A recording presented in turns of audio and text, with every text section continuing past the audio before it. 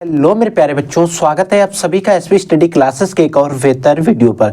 तो बच्चों आज हम लोग पढ़ने वाले हैं इस लेक्चर के अंदर क्लास 12 केमिस्ट्री के बारे में। बच्चों क्लास 12 केमिस्ट्री के 3 जो हमारे एक चैप्टर हैं उनको आज के इस लेक्चर में फिनिश करने वाले हैं।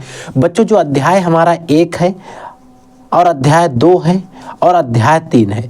इन अध्याय 1, 2 और 3 के जो भी न्यूमेरिकल्स हैं उनको आज के इस लेक्चर में पढ़ने वाले हैं। बच्चों अगर हम बात करें बोर्ड एग्जामिनेशन 2024 में, तो आपके बोर्ड एग्जाम में केमिस्ट्री का जो बोर्ड एग्जाम का जो पेपर आएगा, जो आपका 70 मार्क्स का आएगा, उसमें याद रखना है सिर्फ फर्स्ट चैप्टर, सेकेंड चैप्टर और थर्ड चैप्टर जो मैं आज बता रहा हूँ यहीं से न्यूमेरिकल आने वाले हैं।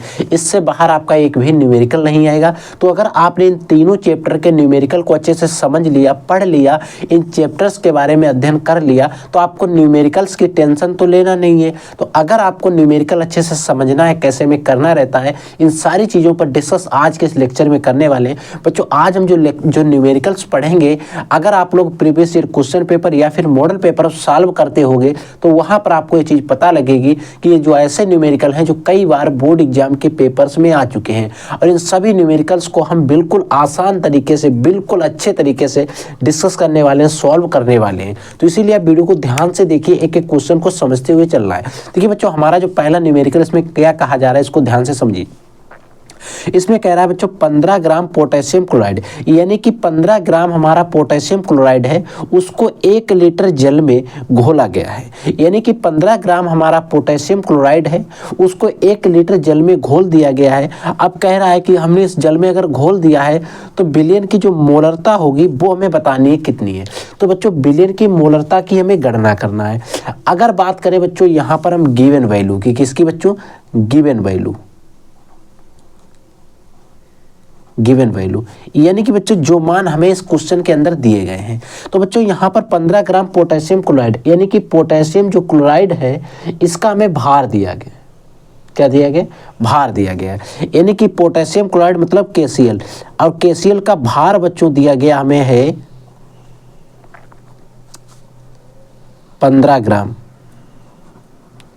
और बच्चों में अगर इसकी मोलरता निकालनी है तो हमें निकालना पड़ेगा KCl का अणुभार। ये बच्चों सिर्फ भार दिया गया, हमें इसका निकालना क्या है? अणुभार। अब बच्चों KCl का अणुभार क्या होगा? आपको पता है कि एक पोटेशियम जो होता है, यानी कि K होता है, इसका परमाणु द्रव्यमान जो संख्या होती है वो 39 होती है। और आपको Cl की तो पता ही है, जो हमारा बच्चों एक Cl होता है इसकी होती है 35.5। अब 35.5 प्लस आप 39 को जब इसमें जोड़ोगे तो 5 कितने होते हैं बच्चों? 14, 14 के 4 और 3, 3, 6 और 1, 7, यानी कि 74.5 आएगा। इसका जो बच्चों अणुभार आएगा वो 74.5 आएगा। अब 1 लीटर बिलियन में घोला गया है, यानी कि बच्चों यहाँ पर बिलियन जो दिया गया है, बिलियन का आयतन, यहाँ पर अगर हम लिखना चाहें बिलियन का आयतन, इसको लिखते हैं बच्चों B से। B इक्वल टू दिया गया 1 लीटर। समझ में आ गया? अब बच्चों मोलरता को हम लिख लेंगे M से, मोलरिटी को M से लिख लेंगे। M इक्वल टू हमारा क्वेश्चन मार्क है, यानी कि मोलरता हमसे पूछी गई है। अब बच्चों अगर हमें मोलरता निकालनी होती है तो आपने एक सूत्र पढ़ा है, मोलरता इक्वल टू होता है, मोलरता इक्वल टू क्या होता है बच्चों? हमारा जो पदार्थ दिया गया, अगर यहाँ पर KCl है तो हम लिखेंगे KCl का भार, KCl बच्चों लिख लीजिए सही, KCl का भार, KCl का भार हो गया, बटे इसका बच्चों लिखेंगे हम क्या? अणुभार। KCl का भार बटे KCl का अणुभार, KCl का अणुभार अपॉन इसके बटे में रहेगा बिलियन का आयतन। अब जो बिलियन का आयतन रहेगा क्या बच्चों? बिलियन का आयतन अब वो रहेगा बच्चों आपका लीटर में। तो आपको ब्रैकेट यानी कि जो इक्वल टू का निशान लगाना है वो इसके बीचों बीच लगाना है, यहाँ पर नहीं लगाना है, ठीक है। तो मोलरता। अब बच्चों होता क्या है, देखिए KCl का आपको भार लिखना है और KCl का अणुभार। KCl के भार को बच्चों W से लिख देंगे, अणुभार को स्मॉल m से लिख देंगे। तो बच्चों KCl का भार पता है, अणुभार अगर आप निकालना चाहो तो इसको अलग निकाल सकते हो, ठीक है। या फिर आप सीधे लिख सकते हो, यहाँ पर देखिए जैसे मोलरता दी गई है तो आप लिखिएगा कि जो हमारा कोई भी विलेय या विलायक जो दिया गया उसका भार अपॉन बिलियन का आयतन लीटर में, ठीक है। तो अगर बच्चों हम इसका हल करें, इसको सॉल्व करें, तो KCl का भार बच्चों कितना दिया गया है 15। KCl का भार बच्चों कितना दिया गया है 15, अपोन में KCl का अणुभार कितना आया है 74.5 आया है, अपोन बिलियन का आयतन कितना है लीटर में है। अब इसके बटे में 1 मानकर आप इसकी गुणा करा दीजिए, इसकी इसके साथ हो जाएगी, इसकी इसके साथ, यानी कि 15 बटे हमारा बचेगा 1/4 74.5, ठीक है। 15 बटे 74.5 बचेगा। अब बच्चों 15 से आप जब 74.5 को जब इसको डिवाइड करोगे, जब आप इसको भाग दोगे, तो मोलरता को अगर हम कैपिटल M से प्रदर्शित करें या फिर हम सीधे लिख दें मोलरता, ठीक है, मोलरता लिख दें, तो आपको पता है कि यहाँ से अगर आप 0.1 हटा दोगे तो ऊपर एक 0 बढ़ा सकते हो। अब अगर आप इसको काटो पीटोगे, यानी कि इसको जब सॉल्व करोगे, तो आपका जो आंसर आएगा वो आएगा 0.20 करके आ जाएगा, ठीक है, ऐसे आ जाएगा लगभग, ठीक है, इतना मान आ जाएगा। या फिर आप इतना भी आप देखिए, इतना भी आप लिख सकते हो 0.20, ठीक है। और बच्चों आयतन जो मोलरता होगी इसका मात्रक हो जाएगा मोल प्रति लीटर। मोलरता किस में नापते हैं, मोल प्रति लीटर में नापी जाती है। देखिए ए वाला भी आप मान लिख सकते हो, ए वाला भी लिख सकते हो। आपके अगर ऑब्जेक्टिव क्वेश्चन में आता है तो आपको जो दिया रहेगा वहां पर टिक लगाना रहेगा, अन्यथा आप इस तरीके से इसके मान को रखोगे और आप पूरे क्वेश्चन को अच्छे से हल करोगे, ठीक है, तभी आपको अच्छे से नंबर मिलेंगे। आपको एक तरीके से हल करना है। अब जैसे हमने यहाँ पर आपको जो सूत्र बताया है, आप क्या कीजिएगा, यहाँ पर हमने सही से नहीं, वहां पर आपको लाइनर कॉपी मिलेगी, आप क्या करिएगा सूत्र को इस तरीके से डब्बे में बंद कर दीजिएगा या आप पूरा सूत्र को बॉक्स के अंदर बंद कर दीजिएगा, ठीक है। तो आपको वहां पर क्या होगा, जो एग्जामिनर होगा उसे पता चल जाएगा कि बच्चे ने यहाँ पर एक फार्मूला लिखा हुआ है। समझ में आ रहा है ना। अब बच्चों बात करते हैं अगला क्वेश्चन हमारा क्या है, देखिए इसको ध्यान से बच्चों। अगला हमारा जो क्वेश्चन दिया गया है उसमें हमसे कह रहा है कि H2SO4 का एक नमूना, यानी कि जो हमारा H2SO4 है इसका एक नमूना 94% भार बटे आयतन है, इसका और इसका घनत्व जो है 1.84 ग्राम प्रति मोल है, ml है। इस बिलियन की मोलरता ज्ञात कीजिए, यानी कि जो बिलियन है इसकी में मोलरता, इसमें बच्चों में घनत्व डेंसिटी दी गई है लेकिन इसका आयतन नहीं दिया गया। और यहाँ पर बच्चों हमें H के लिए 1 रखने को बता रहा है, ऑक्सीजन के लिए 16 बता रहा है और सल्फर के लिए 32 बता रहा है। और ये बच्चों आपके जो बोर्ड एग्जाम का पेपर होगा तो वहाँ पर जब न्यूमेरिकल दिया रहेगा तो वहाँ पर भी आपको मिलेगा, ठीक है। तो आपको टेंशन नहीं लेना है, ठीक है। तो अगर हम सबसे पहले यहाँ पर गिवन वैल्यू की बात करें,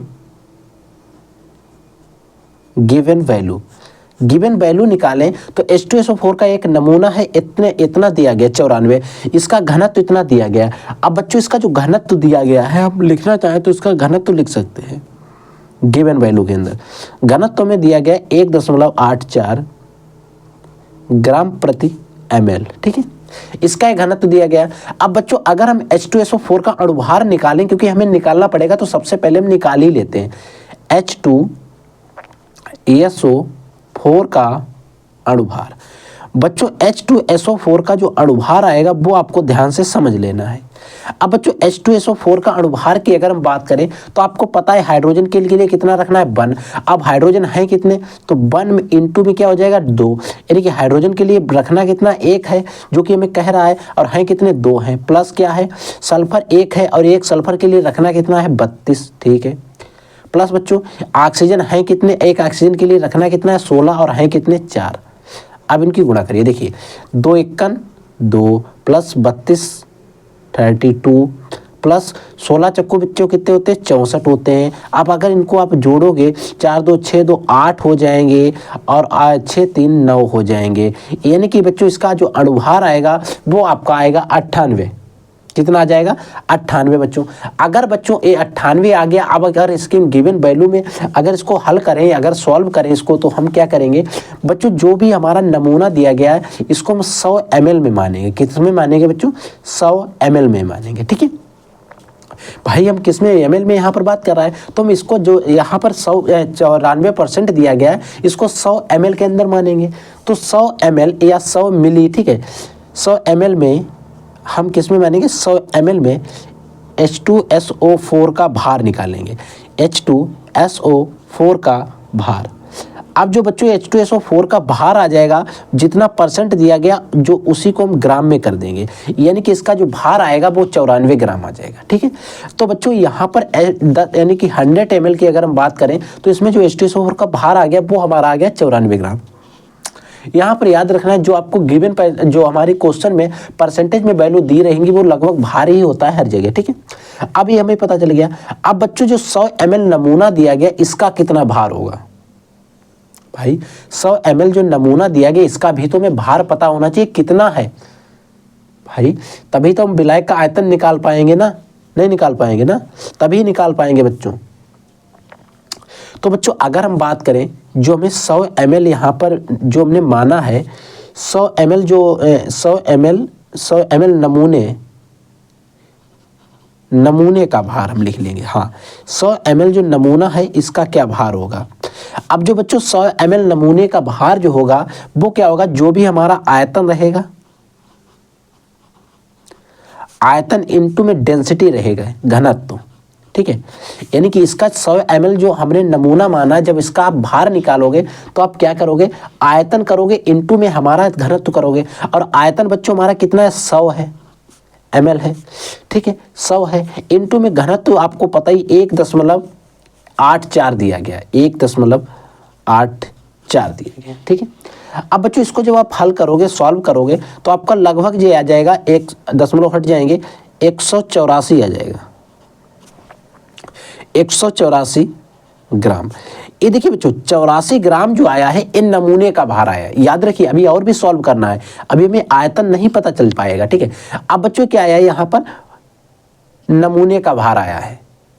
ठीक है बच्चों, अगर बात करें हम, और आपको पता है अगर हमें कोई बिलियन चाहिए, बिलियन कितनी चीजों से मिलकर बना होता, 2 चीजों से, बिले प्लस विलायक। यानी कि जो बच्चों हमारा बिलियन बना होता है वो 2 चीज़ों से मिलकर बना होता है, उसमें विलेय भी होना चाहिए, विलायक भी होना चाहिए। अब जिसकी बच्चों कम मात्रा होती है वो तो हमारा विलेय होता है, और जिसकी मात्रा ज़्यादा होती है वो हमारा विलायक होता है। तो बच्चों नमूने में विलायक कौन रहेगा। अब हमें क्या करना है बच्चों, यहाँ पर देखिए, हाँ मोलरता। अब यहाँ पर हमें विलायक की मात्रा निकालनी है। ठीक है, क्योंकि हमें यहाँ पर बच्चों मोलरता नहीं निकालनी है, हमें यहाँ पर निकालनी है मोललता। यहाँ पर गलत हो गया, मोललता आता है, ठीक, मोलरता नहीं, मोललता निकालनी यहाँ पर है। ठीक है, अब हमें क्या करना है, देखिए अब हम क्या करेंगे, यहाँ तक आपने सॉल्व कर लिया, इसको आप लिख कर इधर बढ़ जाइए, मैं आपको इसी पेज पे आगे दिखा दे रहा हूँ। ठीक है, अब हम क्या करेंगे, जो नमूना है, नमूना जो हमने लिया 100 ml, नमूने में विलायक की मात्रा। अब देखिए 100 ml तो हमने लिया है, अब इसमें विलेय कितना है, विलायक कितना, हमें ये चीज भी निकालना है। तो नमूने में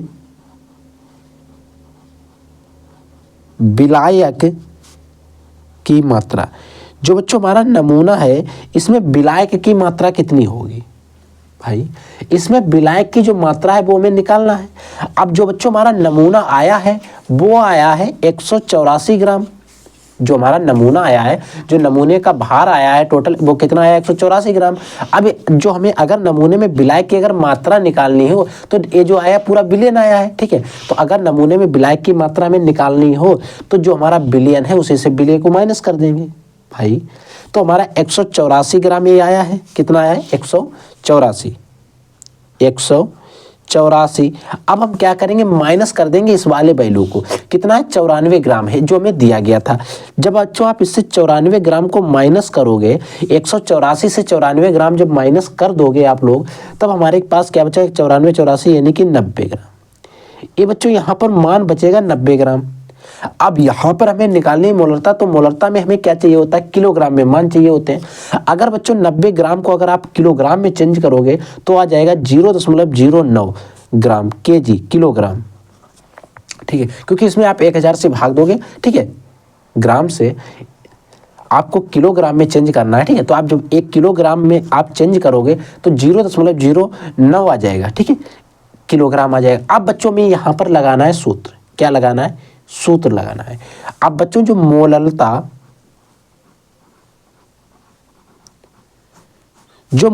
इक्वल टू बच्चों सूत्र हमारा होता है, इसमें में क्या लिखना होता है, जो भी हमारा पदार्थ दिया गया है और यहाँ पर पदार्थ दिया गया है। अब यहाँ पर आपको कोई भी पदार्थ हो सकता है, तो आप लिखेंगे H2SO4 के ग्राम अणुओं की संख्या, H2SO4 के ग्राम अणुओं की संख्या, जो बच्चों हमारा अब यहाँ पर H2SO4 दिया गया है, पीछे वाले क्वेश्चन में हमारा KCl दिया गया था, तो KCl वगैरह के हमने बारे में लिखा था, तो हमें जो दिया गया लेकिन सूत्र आपको याद रखना है। H2SO4 के ग्राम अणुओं की संख्या अपोन में होता है बच्चों विलायक का भार, विलायक की मात्रा, की विलायक की कितनी मात्रा है, विलायक की मात्रा बच्चों आपको यहाँ पर किस में लिखनी होती है, केजी में होनी चाहिए। वहां पर बिलियन का आयतन होता था लीटर में, यहाँ पर बच्चों विलायक की मात्रा होनी चाहिए किलोग्राम में। अब बच्चों H2SO4 के ग्राम अणुओं की संख्या कितनी आएगी। अब देखिए ग्राम अणुओं की अगर हमें संख्या निकालनी है, ग्राम अणुओं की संख्या, तो आप क्या करोगे, भार बटे आप कर दोगे अणुभार, तो आपके ग्राम अणुओं की संख्या आ जाएगी, ठीक है। और आप देखिए ग्राम अणुओं की संख्या निकालो, या फिर आप भार ऊपर लिख लो, जो हमारा H2SO4 का भार अपॉन H2SO4 का अणुभार अपॉन में विलायक की मात्रा, जैसा कि हमने यहाँ पर किया था। हमने पहले भार लिखा अपॉन अणुभार लिखा, और यहाँ पर भार क्या था, W था, अणुभार क्या था, स्मॉल m था, तो W अपॉन यहाँ पर भी हम लिख सकते हैं KCl के ग्राम अणुओं की संख्या, ठीक है। तो वहाँ पर कोई दिक्कत नहीं है। अब हमें यहाँ पर क्या करना है, यहाँ पर KCl के ग्राम अणुओं की संख्या की बात करें तो मोलरता को भी हम कैपिटल M से ही मान लेते हैं, आप हिंदी में लिख दीजिएगा, ठीक है, मोलरता। अब बच्चों ग्राम अणुओं की संख्या का मतलब इसका जो W है वो कितना दिया गया है, जो KCl का दिया गया है बच्चों हमारा 94 ग्राम, यहाँ पर देखिए 94 ग्राम, अपोन इसके अणुओं की संख्या आई बच्चों 98, कितनी आई है, 98 आई है, अणुओं की संख्या जो आई है वो हमारी 98 आई है। अपोन जो विलायक का भार आया है बच्चों केजी किलोग्राम में, वो कितना आया है 0.09, ये आया हमारा किलोग्राम में, आंसर आया है। अब बच्चों क्या करना है, आपको इसको भाग कर देना है, इन वैल्यूज को आपको क्या करना है, भाग करना है। पहले आप क्या करिएगा, देखिए अगर आप भाग नहीं कर पा रहे हो तो आपको करना क्या, देखिए इसके बटे में आपको 1 मान लेना है, यानी कि इसके बटे में 1 मान लेना है। अब इसको ऐसे, इसकी गुणा इसके नीचे वाले के साथ, इसकी गुणा इसके साथ आपको करवा देनी है। अब आपको क्या करना है, देखिए 94 इंटू में आपको इसके साथ में कितना है, 1 है, अपोन में क्या बचेगा, देखिए 98 इंटू में क्या बचेगा 0.09, इसके साथ में चला जाएगा। अब बच्चों आप इसको 94 इंटू, ऊपर तो 94 ही रहने वाले हैं। अब बच्चों आप जब इसकी इन दोनों की मल्टीप्लाई करोगे तो आ जाएगा 8.82, जब आप इन दोनों की गुणा कर दोगे तब हमारा जो मान आ जाएगा 8.82 आ जाएगा। अब जब 94 को 8.82 से आप भाग कर दोगे तो आपका जो मान आ जाएगा 10.65 आ जाएगा। और ये बच्चों अगर आप इसको, मैंने मोलरता कैपिटल M से ही लिख दिया मोलरता को, तो ये जो हमारा मान आ जाएगा कितना आ जाएगा 10.65। अब इसका आ जाएगा मोलरता, ये मोलरता हमने निकाली, ठीक है। तो इस तरीके से हमें इस पूरे क्वेश्चन को हल करना है। काफ़ी लेंदी क्वेश्चन था, और अगर बच्चों ये क्वेश्चन आता है तो लगभग 5 नंबर में आपके बोर्ड एग्जाम में आएगा। एक बार आप रिविजन करिएगा अच्छे से, दोबारा स्किप करके वीडियो देखिएगा, आपको पूरा न्यूमेरिकल अच्छे से समझ में आ जाएगा। लेकिन आपको करना है कि हर एक चीज़ को अच्छे से समझते हुए चलना है, कोई भी चीज़ को आपको जल्दबाजी नहीं करना है। अभी आप सीख सकते हो, ठीक है। तो हमारा इसका जो मोलरता आई है बच्चों 10.65 आ गई। आई होप आपको ये वाला न्यूमेरिकल अच्छे से समझ में आ गया। अब हम बात करते हैं अगले न्यूमेरिकल की। देखिए बच्चों अगला हमारा जो न्यूमेरिकल है, ये भी न्यूमेरिकल काफ़ी इंपॉर्टेंट है और कई बार बोर्ड एग्जामिनेशन के अंदर आ भी चुका है, ठीक है। इसमें क्या पूछ रहा है, इसको ध्यान से समझिए। देखिए कह रहा है कि 2 द्रवों A और तथा V, देखिए 2 द्रव हैं A और V, ठीक है। इनके वाष्प दाब जो क्रमशः दिए गए हैं 80 mm और 60 mm है, यानी कि 2 द्रव हैं, एक द्रव A है दूसरा V है। इन दोनों द्रवों के वाष्प दाब यानी कि जो PS के मान दिए गए, PA और PV के जो मान दिए गए हैं 80 mm और 60 mm दिए गए, ठीक है। इसमें कह रहा है कि A के 3 मोल, जो हमारा A वाला है जिसका दाब वाष्प दाब इतना दिया गया है उसके 3 मोल हैं, तथा B के 2 मोल हैं। अब इनके 2 मोल हैं, इन दोनों को एक में मिलाने पर इनके मिलाने पर प्राप्त विलयन, इनके मिलाने पर आपको ए के 3 मोल और बी के 2 मोल मिलाने पर 1 विलयन प्राप्त होगा। तो प्राप्त विलयन का कुल वाष्प दाब क्या होगा? अब बच्चों यहाँ पर एक क्वेश्चन थोड़ा हार्ड है। जो हमारा विलयन प्राप्त होगा उसका कुल दाब कितना होगा, कुल वाष्प दाब कितना होगा? तो इसको ध्यान से समझिएगा बच्चों। इसको अगर हम सबसे पहले सॉल्व करें, इसमें गिवन नहीं लिखेंगे, इसको डायरेक्टली हम सॉल्व कर रहे हैं, ठीक है। अब बच्चों यहाँ पर देखिए 2 द्रव हैं, एक द्रव ए है और एक द्रव बी है, ठीक है। अब बच्चों कुल दाब हमें निकालना है, कुल दाब। अब बच्चों जो कुल दाब है, अगर हम पी ए को जोड़ दें प्लस पी वी को जोड़ दें तो हमारा कुल दाब आ जाएगा। क्या आ जाएगा? कुल दाब आ जाएगा। यही तो होगा ना, यही तो होगा। लेकिन बच्चों कुल दाब जो P A plus P V है, लेकिन पी ए पी वी हम निकालेंगे कैसे? क्योंकि हमें यहाँ पर वाष्प दाब के मान इतना दिया गया और 2 मोल और 3 मोल क्या नपोर दे देगी। तो इसको भी समझिए ध्यान से बच्चों। अगर आप पी ए के वाष्प दाब निकाल रहे हो, पी ए, ठीक है, पी ए। अब बच्चों पी ए इक्वल टू क्या हो जाएगा? पी ए इंटू में क्या कह रहा है, यहाँ पर मोल भी दे रहा है, ए के कितने 3 मोल है। तो हम क्या करेंगे एक्स से, और आपने मोल प्रभाज वाला चैप्टर पढ़ा, मोल प्रभाज के बारे में आपने पढ़ा था। अगर हमें जिसके मोल प्रभाज निकालने होते, मान लीजिए हमें एक्स के मोल प्रभाज निकालने हैं, एक्स ए के, तो हम क्या करते थे बच्चों? एक्स के एक्स ए के मोल प्रभाज लिखते थे, मोल लिखते थे, प्लस एक्स ए के मोल प्लस एक्स वी के मोल, हम दोनों के मोल लिखते थे। यानी कि जिसके निकाल रहे हैं उसके मोल प्लस विलयन के कुल मोल, यानी कि विलय के भी मोल विलायक के भी मोल। ऊपर अगर हम विलय के निकाल लें तो विलय विलायक दोनों रहेंगे, चाहे हम विलायक के निकाल लें, लेकिन नीचे विलय और विलायक दोनों रहते थे। अगर आपने मोल प्रभाज या मोलंश अच्छे से समझा तो ये क्वेश्चन आपको और भी अच्छे से समझ में आएगा। तो बच्चों हम इसको और भी सॉल्व करते हैं। देखिए पी ए डैश, इसको पी ए डैश मान रहा है, ठीक है। अब पी ए, अब यहाँ पर बच्चों जो पी ए है, यहाँ पर पी ए का मान कितना दिया? देखिए पी ए का, अब देखिए पहला क्या है 80 mm है, ठीक है। तो पी ए का मान मतलब है यहाँ पर 80 दिया गया, इनटू में एक्स ए का है। अब एक्स ए का मान कितना दिया गया? देखिए एक्स ए वाली वैल्यू कितनी के 3 ओम है, 3 मोल है, ठीक है। अब बच्चों 3 मोल तो इसके हो गए, प्लस हमें रखना क्या है? एक्स बी के, एक्स बी के कितने हैं? 2 मोल है, ठीक है। अब बच्चों पी ए डैश देखिए 80 है, 80 की इनके साथ हो जाएगी गुणा, नहीं गुणा मत करिए तब कि अभी और सॉल्व हो जाएगा। देखिए 3 हो जाएंगे। अब बच्चों 3 और 2 कितने होते हैं? 5, 3 और 2 कितने होते हैं? 5। अगर 5 से इसको हम काटें, 5 एकन 5 बचे 3 हो गए 30, 5 छक्का 30 या 16 पंचे 80। तो पी ए डैश कितना हो जाएगा? 16 तियां 48, 48 कितना हो गया? 16 तियां 48 एम हो गया। अब बच्चों ये जो वैल्यू आई गई है ये मिलीमीटर में आई है, ये बच्चों हमारी किसकी आ गई है? पी ए की वैल्यू आ गई है, ठीक है। इसी प्रकार से सेम इसी प्रकार से हम पी वी के लिए निकाल लेते हैं, किसी के लिए? पी वी के लिए निकाल लेते हैं। अब बच्चों P V dash is equal to क्या हो जाएगा? पी वी इंटू में, अब यहाँ पर एक्स ए था, यहाँ पर हो जाएगा एक्स वी, क्या हो जाएगा? X V. यहाँ पर अब हमें क्या करना? देखिए P V dash is equal to, P V का मान कितना है बच्चों? यहाँ पर 60 mm है, इनटू में एक्स का मान, देखिए अब पी एक्स है, अब हमें क्या करना है? एक्स बी निकालना है। तो एक्स बी का मान कितना है? देखिए 2 मोल है। तो ये सबसे पहले में ऊपर अब के रखने पड़ेंगे 2 प्लस 2 प्लस हमें रखना पड़ेगा, क्योंकि हमें टोटल एक्स बी के भी रखने पड़ेंगे और एक्स ए के भी रखने पड़ेंगे। अब हमें इसको जब सॉल्व करेंगे तो हमारा क्या आ जाएगा? 16 इंटू में 2/5 पी वी डैश, ठीक है। अब आ जाएगा, अगर इसको काटे 5 एकन 5 और 5 दूनी 10 या सीधे 12 पंचे 60, ठीक है।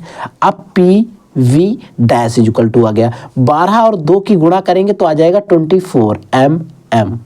तो बच्चों ये जो वैल्यू आ गई हमारी पी वी की आ गई, यानी कि कुल दाब है जो हमारा पी का दाब है इतना है। अब बच्चों देखिए पी ए का भी मान आ गया, पी वी का भी मान आ गया। अब हमारा कुल दाब का सूत्र क्या है?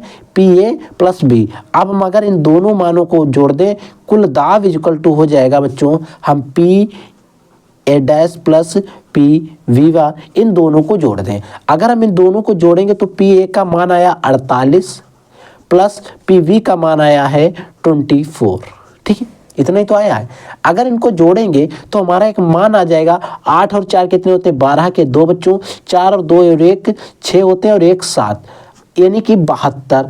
अब जो 72 आया है इसका भी मात्रक हमारा mm ही होगा, मिलीमीटर ही होगा। कुल दाब हमारा बच्चों कितना आया है 72 mm आया है कुल दाब। ठीक है, इस तरीके से जो हमारे क्वेश्चंस होते हैं जिनको सॉल्व करना होता है। अगर आपने इस तरीके से विधिवत क्वेश्चन सॉल्व करते हो तो आपको बोर्ड एग्जाम में कोई भी फेल नहीं करेगा। कोई भी एग्जामिनर, मैं कहता हूं अगर आपने पूरा क्वेश्चन इस तरीके से लगाया, क्वेश्चन आया है, अगर बच्चों वो आधे नंबर का क्वेश्चन है तो आधे में आधा मिलेगा, और अन्यथा मैं कह सकता हूँ आधे नंबर में कभी नहीं आएगा। एक क्वेश्चन आपको 3 नंबर में मिलेगा या फिर 5 नंबर में, और हद है तो 2 नंबर में मिलेगा।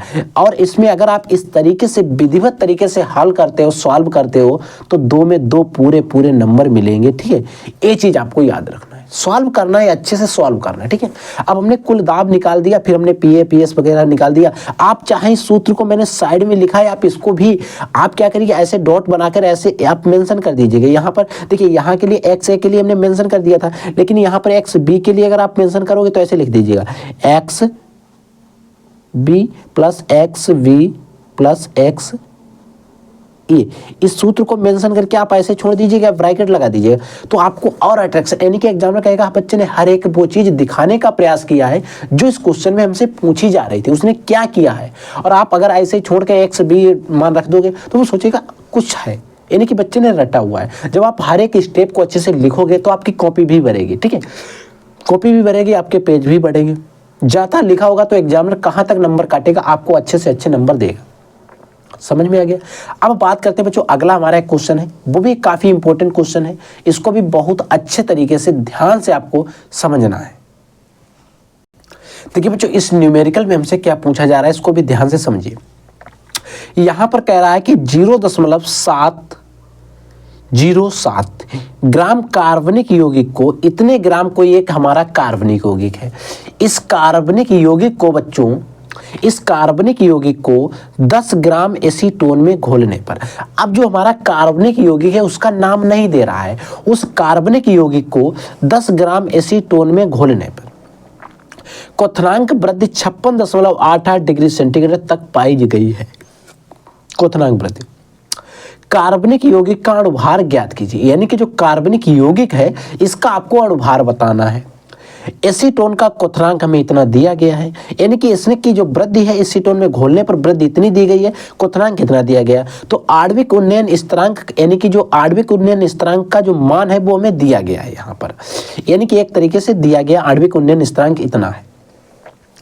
अगर बच्चों यहाँ पर हम गिवन की बात करें, गिवन वैल्यूज की बात करें, गिवन वैल्यू, और फिर इसको हम करेंगे सॉल्व। ठीक है, अब बच्चों जो हमारी गिवन वैल्यू है यहाँ पर अगर हम बात करें तो इतने ग्राम कार्बनिक यौगिक को 10 ग्राम एसीटोन में घोलने पर इसके क्वथनांक में वृद्धि। अब बच्चों यहाँ पर आपको 2 मान दिए गए हैं। अब हमें यहाँ पर बच्चों चाहिए क्या रहेगा, टीवी चाहिए रहेगा, डेल्टा टीवी। अब हमें डेल्टा टीवी यानी कि जो वृद्धि चाहिए रहेगी, जो उन्नयन चाहिए रहेगा वो हमें चाहिए। अब बच्चों डेल्टा टीवी इक्वल टू हो क्या जाएगा, इसमें वृद्धि इतनी है तो वृद्धि कितनी है 56.88। अब हम क्या करेंगे, इस वाले मान को माइनस कर देंगे, इसका जो एक्चुअल में क्वथनांक है उसको माइनस कर देंगे, यानी कि 56.38। अब बच्चों अगर आप इसको इससे घटा दोगे, ये जो मान दिया गया इससे घटा दोगे तो आएगा 0.00। 8 से 3 गए बच्चों, कितने बचेंगे 5।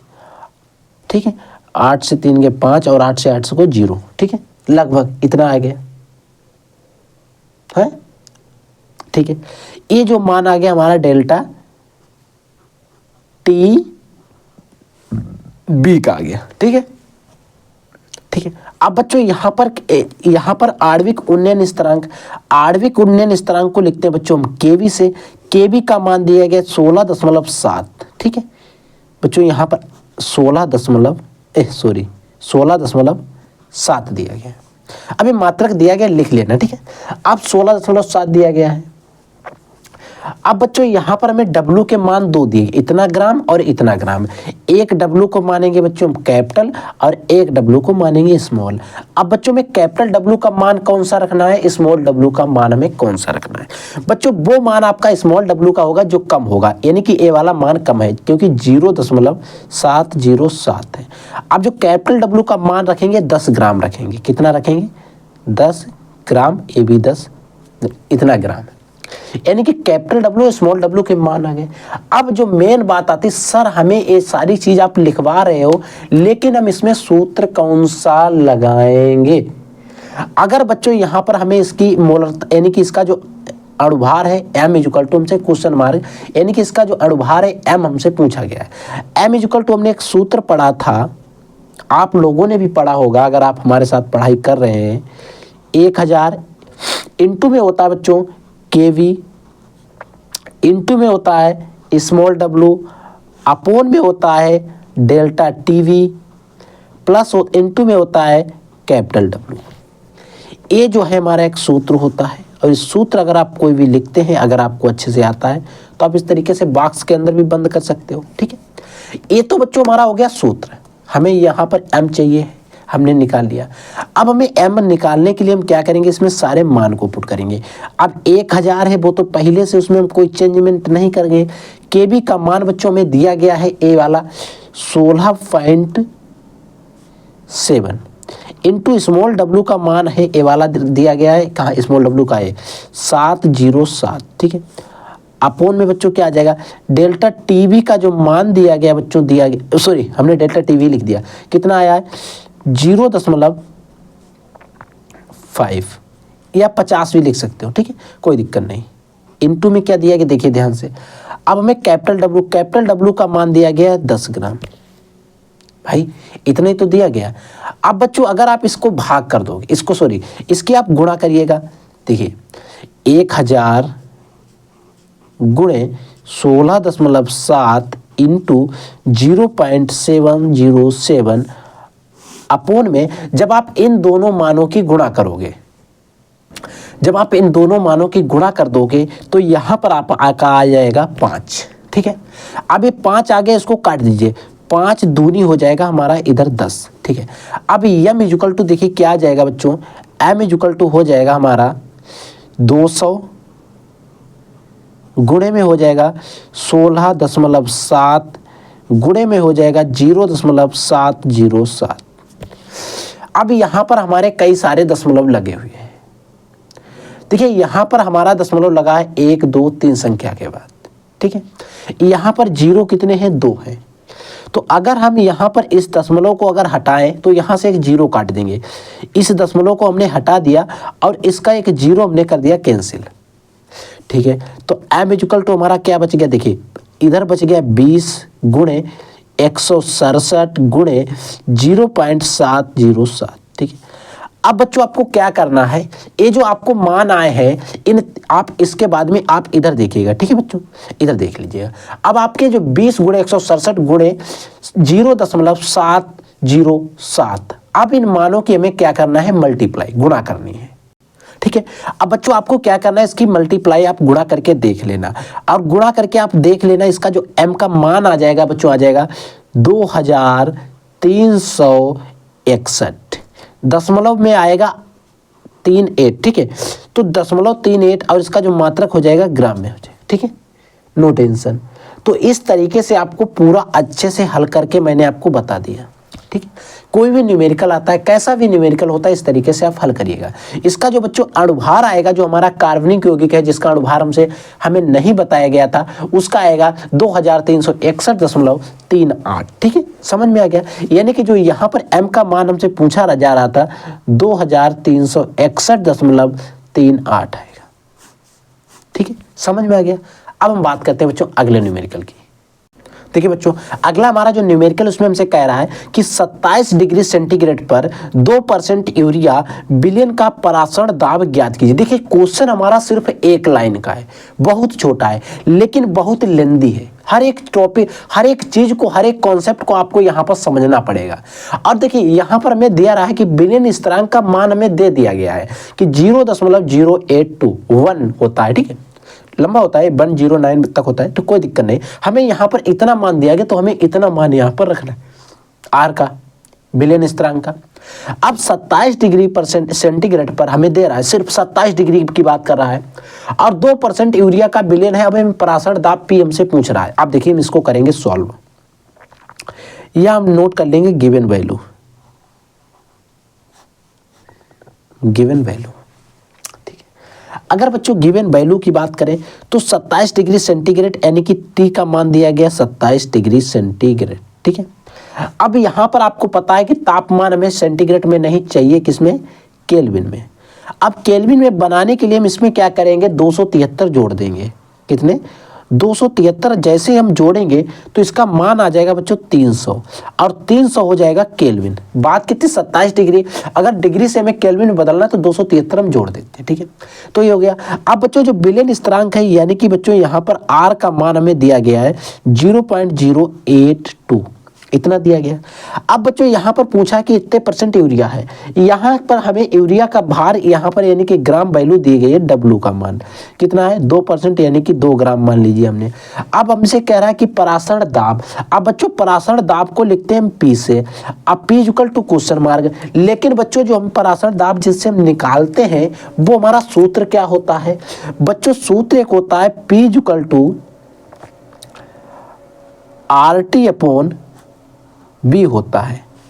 अब बच्चों यहां पर हमें आर पी का भी मान तो निकालना है, आर का मान हमें पता है, यानी कि जो आर है इसके मान हमें है पता, जो कि हमें दिया गया है। टी का भी मान हमें पता है, लेकिन बच्चों में बी बिल्कुल भी अभी पता नहीं है। अब बस मेन खेल है इस बी को निकालने का। भाई इस बी को अगर हम नहीं निकालेंगे तो हम क्वेश्चन भी सॉल्व नहीं कर पाएंगे, समझ रहे हो। अगर हम इस बी को नहीं निकालेंगे तो क्वेश्चन भी बच्चों हमारा सॉल्व नहीं होगा। अब बच्चों इस बी के निकालने के लिए आप यूरिया का आपको सूत्र पता होना चाहिए। आपका यूरिया का सूत्र होता है NH2CONH2। अब जब बच्चों इसका अणुभार निकालोगे, NH2CONH2 का अणुभार, जब बच्चों आप इसका अणुभार निकालोगे, मैंने आपको निकालना पीछे बता ही दिया, कितना आएगा 60। अगर बच्चों आपने मोल अवधारणा 11th कक्षा 11 का एक चैप्टर है मोल अवधारणा, अच्छे से पढ़ा है तो एक क्वेश्चन हो सकता है आपने हमसे पहले बना लिया हो। अगर नहीं पढ़ा है तो आप इसको ध्यान से समझ लीजिएगा। अब बच्चों यहां पर देखिए इसका NaOH जो है वो NH2CONH2 यानी कि जो यूरिया है उसका अणुभार तो हमने निकाल लिया, कितना आया 60। यहां पर 2% यूरिया है, तो बच्चों जो 2% है इसका क्या लोचा है, इसका क्या लफड़ा है। तो बच्चों 2% का मतलब है 2 ग्राम, 2 ग्राम। ठीक है, 2 ग्राम यूरिया, यूरिया चाहे आप यूरिया लिख लीजिएगा चाहे NH2CONH2 लिख दीजिएगा, यूरिया। ठीक है, 2 ग्राम यूरिया जो है इसका बच्चों जो आयतन, इस 2 ग्राम यूरिया बिलियन का आयतन हम कितना मानेंगे, क्योंकि यहाँ पर 2% में दे रहा है, ग्राम में देता तो कोई दिक्कत ही नहीं होता। जो यानी कि 2 ग्राम यूरिया बिलियन का आयतन, बिलियन का आयतन हम कितना मानेंगे बच्चों, हम यहाँ पर हमने आयतन जो मान लिया, चलो हम 100 मान लेते हैं, 100 ml, ml का मतलब होता है मिलीलीटर। अब हमारा 2% जो यूरिया का बिलियन है, इस बिलियन का आयतन हमने मान लिया 100 मिलीमीटर। लेकिन अगर हम डायरेक्ट अगर ग्राम में यहाँ पर हमें यहाँ पर 2% न दिया होता तो हम डायरेक्ट मान के निकाल देते, हमारा मान अब तक आ गया होता, हमारा क्वेश्चन भी अब तक सॉल्व हो गया होता। ठीक है, अब इससे आगे देखिए, हमने 2 ग्राम यूरिया बिलियन का आयतन 100 ml मान लिया, लेकिन बच्चों यहाँ पर अब हमारे पास अगर 60 ग्राम हो, क्योंकि 60 इसका अणुभार है, तो 60 ग्राम, और 60 ग्राम का अगर हम सीधा मान समझें 1 मोल। ठीक है, आप शॉर्टकट में अगर लिखना चाहें तो 1 मोल लिख सकते हैं। 1 मोल यूरिया बिलियन का आयतन, यानी कि यहाँ पर 2 ग्राम बिलियन का आयतन इतना था, अगर 60 ग्राम या 1 मोल यूरिया बिलियन का आयतन निकालना हो तो कितना आएगा, यूरिया बिलियन का आयतन कितना हो जाएगा बच्चों, आयतन क्या हो जाएगा, हम मानते कि इसमें 100 ग्राम में, भार दिया कितना गया है 2 दिया गया 2%, और गुणे यूरिया का अनुभार कितना होता है 100। इसको काट दीजिए, देखिए आप इसको अगर भाग करेंगे तो कितना हो जाएगा 2 तिहाई 6, ठीक है, यानी कि 100 गुणे 30, इसको आप करेंगे तो आएगा लगभग 3000। और बच्चों आएगा किस में ml में, 30,000 ml आएगा। अब बच्चों में यहाँ पर क्या चाहिए, जो वैल्यू हो जाएगी हमें चाहिए लीटर में, तो 3000 ml का मतलब हो जाएगा 3 लीटर। क्या हो जाएगा 3 लीटर। तो बच्चों यहाँ पर जो B की वैल्यू आ गई है, जो उसका आयतन आ गया वो 3 लीटर आ गया। अब हमें इस वाले सूत्र में मान रखना है। सूत्र क्या है, P = R × T/V। अब बच्चों R का मान हमें पता ही है 0.082 ये दिया गया, इंटू बच्चों T का मान हमने निकाला 300 केल्विन आया है, 300 हो गया, अपॉन इसका मान है 3, क्योंकि 3 लीटर है। 3 को 3 से हम कर देंगे कैंसिल, ऊपर बचेगा 100। अब यहाँ पर 2 संख्या के बाद दशमलव लगा है, 2 संख्या के बाद दशमलव, यहाँ पर देखिए 100 बचा। अब यहाँ पर 1 2 3 संख्या के बाद दशमलव है। अगर हम यहाँ पर 3 × 3 बचा होगा, यहाँ पर 100। अगर यहाँ पर दशमलव हटाए, नीचे हम 3 जीरो बढ़ा लें, 3 जीरो बढ़ा के हम इन 2 जीरो से इसको कर देंगे कैंसिल, यानी कि 100 खत्म हो गए। अब हमारा बचा कितना, ऊपर बचा 82, नीचे बचा 10। अगर इसको भाग करें 10 8 कितने होते हैं 80, लगाया दशमलव ऊपर बढ़ाया जीरो, 10 दूनी 20, यानी कि बच्चों P का मान आ गया 8.2। और जो बच्चों परासरण दाब होता है वो मापते किस में है, वो बच्चों मापते जो है वो वायुमंडल में। किसमें नापते हैं, वायुमंडल, यानी कि जो P का मान आ गया हमारा 8.2 वायुमंडल आ गया। अब हमें देखिए यहाँ पर सिर्फ छोटा सा क्वेश्चन था। अब आप लोगों को मैं जान सकता हूं कि यहाँ पर आपका कंफ्यूजन हो रहा होगा, 100 ग्राम यूरिया 1 मोल बिलियन का आयतन, इसका क्या मतलब है। अब बच्चों यहाँ पर यूरिया के जगह पर हमारा NaOH होता है, NaCl होता है, तो उतने में हम निकालते हैं और उतने से यहाँ पर गुणा करते हैं। तो आपको याद रखना है, कुछ आपको कॉन्सेप्ट लगाना पड़ेगा। अगर आपने, मैं फिर कहता हूँ, अगर आपने मोल अवधारणा अच्छे से पढ़ रखा होता, मोल कॉन्सेप्ट अच्छे से पढ़ा होता, तो आपको यहाँ पर कोई भी प्रॉब्लम नहीं होती। अगर आपने पढ़ा है तो अच्छी बात है, नहीं पढ़ा तो कोई टेंशन नहीं लेना है। आपको 1 से 2 क्वेश्चन आएंगे, उनको आपको तैयार करके रखना है। अगला बच्चों क्वेश्चन देखिए,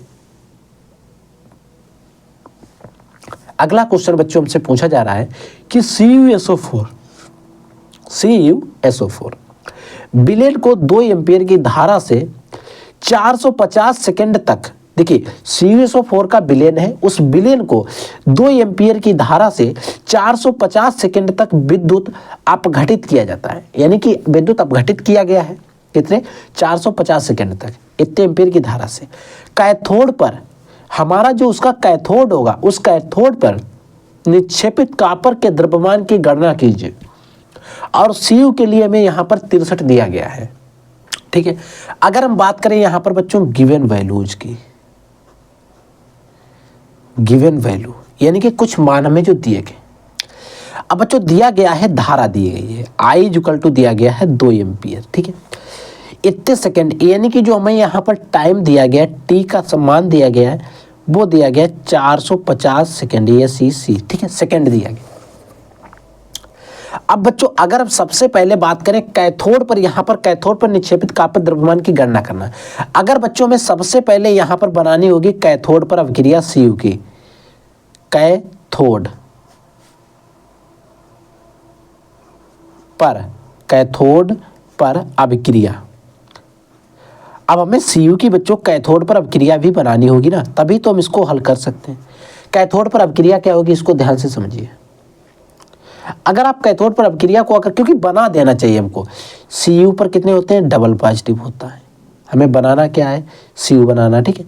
Cu पर कितने होते हैं, डबल पॉजिटिव, यानी कि यहाँ पर हमें 2 इलेक्ट्रॉन निकालने पड़ेंगे, ठीक है। अब जब हम इससे 2 इलेक्ट्रॉन निकालेंगे तभी हमारा बनेगा Cu। तो ये तो कैथोड पर हमारी एक अभिक्रिया हो गई, यानी कि कैथोड पर जो अभिक्रिया बनानी थी हो गई। अब बच्चों हमारा एक सूत्र होता है, आपने पढ़ा होगा, तभी हम इसका द्रव्यमान निकाल सकते हैं। कैथोड पर निक्षेपित जो द्रव्यमान निकालेंगे उससे पहले में कुछ वैल्यू निकालनी पड़ेंगी। आपने एक सूत्र पढ़ा होगा Q = आपने पढ़ा था I में × T, यानी कि जो इस पर Q इक्वल टू IT आपने एक सूत्र पढ़ा था जिसमें हम आवेश, Q क्या है, आवेश है।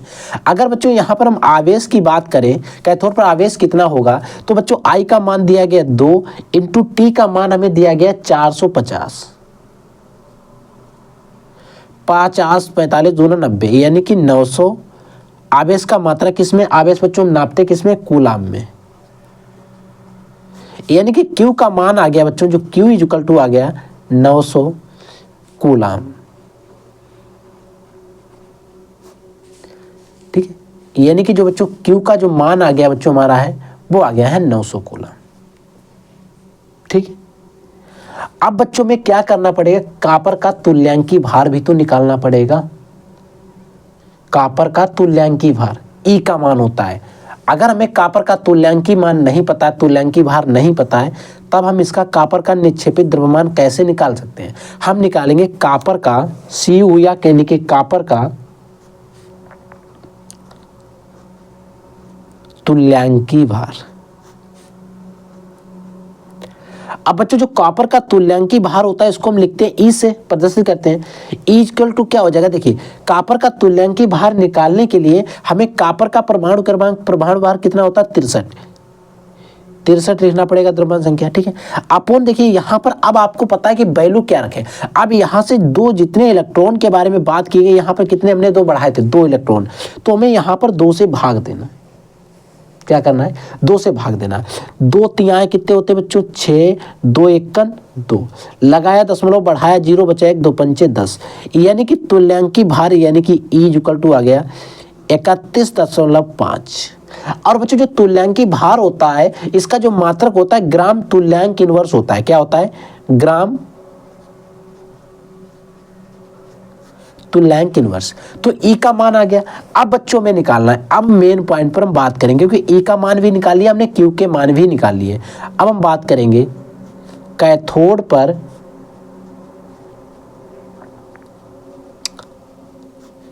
निक्षेपित कॉपर का द्रव्यमान, निक्षेपित कॉपर का द्रव्यमान। अब बच्चों निक्षेपित कॉपर का द्रव्यमान इक्वल टू आपका एक सूत्र होता है, E इंटू में Q होता है, अपोन में हमारा F होता है। क्या होता है, E होता है इंटू में Q अपोन F होता है। इधर हम लिख लेते हैं, क्या होता है, E इंटू में हमारा Q अपोन में F। ठीक है, अब बच्चों हमें क्या है, यहाँ पर F का मान नहीं पता है। एक्चुअल में बच्चों F क्या है, F हमारा जो है फैराडे नियतांक है, फैराडे नियतांक है। F क्या है बच्चों, फैराडे नियतांक है। अगर नियतांक है तो इसका कोई मान भी होगा, तो बच्चों इसका जो मान होता है वो होता है 96,500। क्या होता है, 96,500। F का जो मान है फैराडे नियतांक है, तो उसका मान कांस्टेंट होता है 96,500। ठीक है सर। अब बच्चों E का मान हमें पता ही है कितना आया है, 31.5 इंटू Q का मान हमें पता ही है कितना आया है, 900। अपोन में हमें करना क्या है, F का मान हमें पता ही है कितना होता है, 96,500। 2 जीरो से इन 2 जीरो कर देंगे हम खात्मा। क्या कर देंगे, खात्मा। ऊपर एक संख्या के बाद है दशमलव, उसको दोगे हटाए, और इधर हम 1 जीरो कर लेंगे अपना ज़्यादा। तो ऊपर हमारा क्या बच जाएगा, देखिए 315 इंटू में 9 अपोन में बच जाएगा 9650, इतना बच जाएगा। अगर इसकी आप ऊपर वाले की गुणा कर दें, 9 पना कितने होते हैं बच्चों, 45 होते हैं, 45 हासिल के 5 बचते हैं, 9 1 का 9 होते हैं, 9 5 14 होते हैं, बचेगा 1, 9 3 27 और 1 हो जाएगा हमारा 28। 2844 अपोन 9650। ठीक है, 9650 आ गया। अब इस वाले मान जो है, ये वाला मान इसको भाग करना है। ठीक है, अब बच्चों जब आप इस वाली संख्या को ऊपर रखकर इसको नीचे रखकर भाग कर दोगे, जब आप इसका भाग करोगे तो बच्चों आपका आंसर जो आएगा 2.294 लगभग आ जाएगा, अप्रोक्स इतना मान आ जाएगा आपका। ठीक है, और यही जो है इसका आंसर हो जाएगा। समझ रहे हो। और अगर आपको पता चले यहाँ पर मात्रक भी नहीं पता है तो आपको याद रखना है इसका अगर मात्रक पता है तो आप लिख दीजिएगा। इसका मात्रक बच्चों किस में हो जाएगा, ग्राम में हो जाएगा, ग्राम इसका आंसर आ जाएगा, इतने ग्राम इसका जो हमारा मेन है वो आंसर आ जाएगा। तो इस तरीके से ऐसे जो हमारे न्यूमेरिकल्स टाइप के क्वेश्चन होते हैं, कुछ क्वेश्चन ऐसे होते हैं जो हमें फंसाने वाले होते हैं, देखने में छोटे लगते हैं, घाव करें गंभीर, इस तरीके से क्वेश्चन हमारे बोर्ड एग्जाम में कई सारे आ जाते हैं। ठीक है, अगला क्वेश्चन देखिए बच्चों। देखिए बच्चों अगला हमारा न्यूमेरिकल क्या है, देखिए अगला न्यूमेरिकल क्या कहता है कि एक प्रथम कोटि की अभिक्रिया है, 100 सेकेंड में 50% संपन्न होती है, अभिक्रिया का वेग स्थिरांक ज्ञात कीजिए। एक हमारी कोई एक प्रथम कोटि की अभिक्रिया है, वह अभिक्रिया जो है 100 सेकेंड में 50% संपन्न होती है या फिर 50% पूर्ण होती है। अभिक्रिया का वेग स्थिरांक आपको ज्ञात करना है। इसमें हम बात करेंगे सबसे पहले कुछ जो मान दिए गए हैं गिवन वैल्यूज की। ठीक है, यहाँ पर बच्चों हमें टाइम दिया गया, टी का मान दिया गया है 100 सेकेंड। ठीक है, यहाँ पर जो बच्चों में यहाँ पर x का मान जो दे दिया गया है वो 50% दिया गया है। ठीक है, और वेग स्थिरांक यानी कि k का मान हमसे पूछा गया है, और जब आप x लिखोगे तो यहाँ पर जो a का मान रखेंगे वो 100 रखते हैं, a हमारा कांस्टेंट होता है। इससे पहले आपको अब पता होना चाहिए कि अगर हम कोई प्रथम कोटि की अभिक्रिया का वेग स्थिरांक निकाल रहे हैं तो इस प्रथम कोटि की अभिक्रिया के वेग स्थिरांक निकालने के लिए जो हम सूत्र प्रयोग करते हैं वो सूत्र क्या होता है। ठीक है, तो बच्चों सूत्र जो होता है वो होता है k इक्वल टू 2.303 अपॉन में होता है t log 10 a बटे a माइनस x। ए आपका सूत्र होता है जो अगर हम कोई प्रथम कोटि की अभिक्रिया में परसेंटेज वैल्यू की बात करते हैं। ठीक है, लेकिन हमें यहाँ पर चाहिए क्या है, के चाहिए है, वही हमसे पूछा गया है। तो हम इसको आसान तरीके से बिल्कुल अच्छे से सॉल्व करते हैं, आपको ध्यान रखना है। देखिए 2.303 अपॉन में टी, अब टी का मान यहाँ पर टाइम कितना दिया गया 100 सेकेंड। ठीक है, log 10। ठीक है, लॉग रखिएगा। अब ए का मान हमने आपको बता ही दिया कितना रखना होता 100, अपॉन में यहाँ पर भी ए है तो ए का मान 100, एक्स का मान हमने आपको बताया था कितना आ गया है 50। इसको आप सांद्रता के अंदर भी बंद रख सकेंगे। ठीक है, इसको ऐसे। ठीक है, अब बच्चों सिर्फ हम इस वाले पद को सॉल्व कर रहे हैं तो क्या हो जाएगा 100 अपॉन 100 में से 50 को घटा देंगे, बचेंगे 50, एक जीरो से एक जीरो कैंसिल कर देंगे और 5 कर देंगे 2, 5 दूनी कितने होते हैं 10। ठीक है, अब बच्चों जो के आ जाएगा वो क्या आएगा, इसको और भी ध्यान से देखिए, चलो इधर देख लीजिएगा। के देखिए, अब के इक्वल टू हमारा क्या आ जाएगा 2.303 अपॉन में हो जाएगा हमारा 100 लॉग, अब यहाँ पर कितना बचा 2 बचा ना, तो ये सीधे log 2 के पास पहुंच जाएगा। तो क्या हो जाएगा, ये log 2 हो जाएगा। देखिए log 10 यहाँ पर अगर आप लिखना चाहें तो लिख सकते हैं, log 10 2 हो जाएगा। ठीक है, log 10 का मतलब यहाँ पर log 2 का मान हमें रखना पड़ेगा। ठीक है, log 10 2। अब देखिए k इक्वल टू क्या हो जाएगा, हमें लिखना है 2.303 इंटू में। अब बच्चों जो log 2 होता है, अगर हम इसकी बात करें log 2 की, log 2 का एक मान होता है जो बच्चों होता है कांस्टेंट 0.3010। ठीक है, ये जो मान है बच्चों log 2 का होता है कांस्टेंट होता है, log 3 का मान, log 4 का मान, log 5 का मान, log 6 का मान, log 7 का मान, log 8 का मान, log 10 का मान, ये सारे जो log के मान है आपको याद रखना है। अगर आपको नहीं पता है तो आप वीडियो के कमेंट सेक्शन में कमेंट कर दीजिएगा, मैं कमेंट्री पोस्ट में इसका एक चार्ट डलवा दूंगा, वहां से आप लोग याद कर सकते हो। ठीक है, तो केज के अब इंटू log के 2 के स्थान पर हम रख देंगे 0.3010 अपॉन में हमारा कितना है बच्चों 100 है, नहीं है। ठीक है, अपॉन में कितना है हमारा 100 है। अब बच्चों हम क्या करेंगे, इसकी दोनों की गुणा कराएंगे। ये दो मान हैं 2.303 इंटू 0.3010। ठीक है, इनकी आप जब गुणा कराओगे, इन दोनों मानों की आपस में मल्टीप्लाई होगी यानी कि गुणा होगी।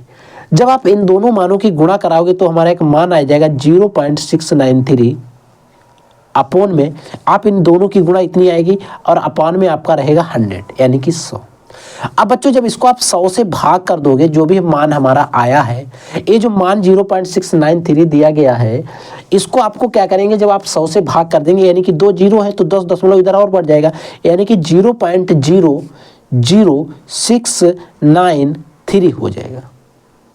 अब बच्चों यहाँ पर जो समय दिया गया था वो किस में दिया गया, सेकंड में, तो क्या हो जाएगा सेकंड, और के निकाल रहे हैं तो ये हो जाएगा सेकंड इनवर्स, और यही बच्चों हमारा इसका जो है एक आंसर हो जाएगा। क्या हो जाएगा, आंसर हो जाएगा। तो इस तरीके से हमारा इसका भी आंसर आ गया, यानी कि k इक्वल टू 0.0693 आ जाएगा, क्योंकि आप इसको जब 100 से भाग करोगे तो दशमलव एक लगा था, दशमलव क्या होगा, दो संख्या के बाद इधर और खिसक जाएगा, इधर और खिसक जाएगा, तो दो संख्या के बाद जो दशमलव 2 जीरो हमने और बढ़ा दिए और हमारा मान आ गया। और आप चाहे भाग कर लीजिएगा तब भी इतना ही आएगा। समझ में आ गया ना। अब बच्चों बात करते हैं अगले न्यूमेरिकल की। अब बच्चों जो अगला हमारा न्यूमेरिकल है उसमें हमसे कह रहा है कि एक प्रथम कोटि की अभिक्रिया का अर्ध आयुकाल 60 मिनट है, यानी कि एक प्रथम कोटि की अभिक्रिया है उसका अर्ध आयुकाल जो है वो 60 मिनट है। ठीक है, कितने समय में अभिक्रिया का 90% भाग पूर्ण होगा, यानी कि एक अभिक्रिया है उसका अर्ध आयुकाल जो है वो 60 मिनट है, मिनट है सेकेंड नहीं है, मिनट है। कितने समय में अभिक्रिया का 90% भाग पूर्ण होगा, यानी कि अभिक्रिया को जो 90% भाग है वो कितने समय में पूर्ण होगा, ये आपको बताना है। ठीक है, तो हम लिखेंगे कुछ वैल्यूज जो हमें दी गई है, सॉल्व नहीं, गिवन वैल्यूज। ठीक है, यहां पर अर्ध आयुकाल का मतलब होता है बच्चों T1/2, T हाफ दिया गया है 60 मिनट। ठीक है, अब बच्चों T हाफ दिया गया 60 मिनट और x का वैल्यू दी गई है 90%। ठीक है, पहले बच्चों इसके T हाफ का खेल जो है इसको खत्म कर देते हैं। तो बच्चों T हाफ निकालने के लिए हम तभी इसका निकाल पाएंगे क्योंकि हमें a का मान भी चाहिए रहेगा, t का मान भी चाहिए रहेगा। देखिए अगर बच्चों हमने k का इसको अर्ध आयुकाल के लिए सूत्र पढ़ा था 0.693 अपॉन में होता है T हाफ 1/2, तो बच्चों 0.693 अपॉन में t का मान कितना दिया गया, T हाफ कितना दिया गया 60 मिनट। 60 से हम इसको करेंगे भाग, क्या करेंगे, इसको भाग करेंगे। जब बच्चों आप लोग इसको 60 से भाग कर देना, इसको क्या करेंगे आप, देखिए जीरो आप हटा लीजिए अभी, अब इसको काट दीजिए, 6 यानी कि एक आ गया, बचे यहाँ पर कितने 3 हो गए 30, 6 पंचे 30 यानी कि 5 और फिर 30 बचे, फिर 6 पंचे 30 हो जाएगा। ठीक, जीरो। अब यहाँ पर देखिए अब हमारा जीरो बचा तो इस जीरो को लगा देंगे आगे और यहाँ पर दशमलव लगा देंगे। हाँ ठीक है, तो k का मान कितना आ गया बच्चों हमारा, देखिए 0.01155। और बच्चों यहां पर मान किस में दिया गया था, मिनट में, मिनट, और यहां पर k है तो मिनट इनवर्स हो जाएगा। तो बच्चों यहां पर हमारा क्या हो गया है, k का मान तो आ गया है। अब बच्चों हम 90% के लिए बात करते हैं। ठीक है, पुनः 90% के लिए, 90% के लिए यहां पर हमें प्रथम कोटि का सूत्र लगाना पड़ेगा, वो वाला k equal to 2.303 upon t log 10 a/a-x, A वाला सूत्र लगाना पड़ेगा। अब हमें इसमें मान रख देंगे, देखिए k का मान हमें पता ही है, हमने निकाल लिया तो उसको हम बाद में रख देंगे। ठीक है, तो हो जाएगा 2। अब यहाँ पर हमसे क्या, अभिक्रिया का कितना % भाग पूर्ण होगा, यानी कि कितने समय में 90% पूर्ण होगा, यानी कि कितने समय में 90% पूर्ण होगा, यानी कि टाइम बताना है। 3903 अपॉन में यहाँ पर t है, log 10 है, a का मान हमें सदैव रखना होता है 100 अपॉन 100 माइनस यहाँ पर 90% पूर्ण होने की बात करें, x का मान 90 है तो हमारा 90 100 बटे क्या हो जाएगा, 90 100 में से 90 चले जाएंगे, 10 बचेंगे, 0 से 0 यानी कि log 10 आ जाएगा। ठीक है, इसको हम ऊपर लिख लेते हैं, यहाँ पर देखिए। ठीक है, यहाँ पर बच्चों t है, t को हम ले जाएंगे इधर, तो t इक्वल टू क्या हो जाएगा 2.303 अपॉन में k आ जाएगा log 10 10 क्योंकि यहाँ पर भी तो 10 ही बचा, ए वाला भी इसके साथ आ जाएगा। अब देखिए, अब इसमें और भी रोमांच वही बात है कि इसमें अब रोमांच आने वाला है, ठीक है।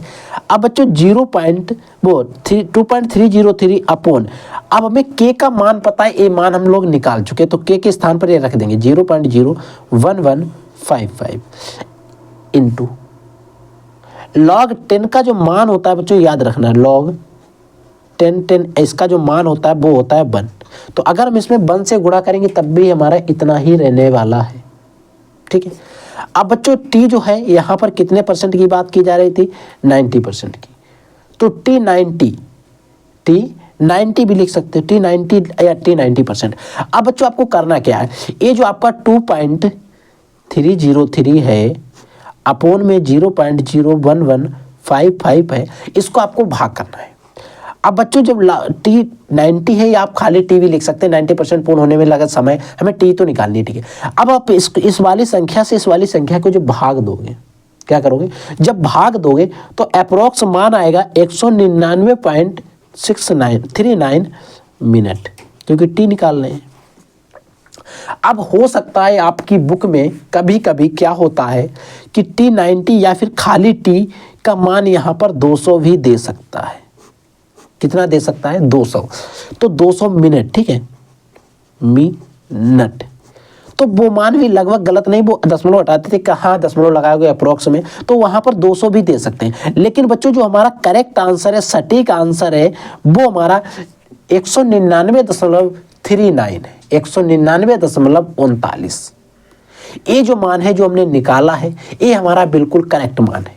क्या है, बिल्कुल करेक्ट मान है, जो कि हमने इसके इतना ही आएगा, ठीक है। तो इस तरीके से हमने आपको कुछ जो भी हमारे पास इंपॉर्टेंट हमारे न्यूमेरिकल्स थे, वो मैंने आपको लगभग सारे न्यूमेरिकल पढ़ा दिए।